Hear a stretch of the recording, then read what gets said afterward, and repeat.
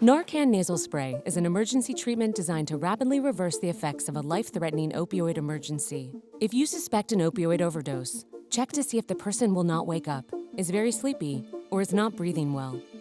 Do not test the nasal spray device before use. NARCAN Nasal Spray is for use in the nose only and is safe to use even if opioids are not present.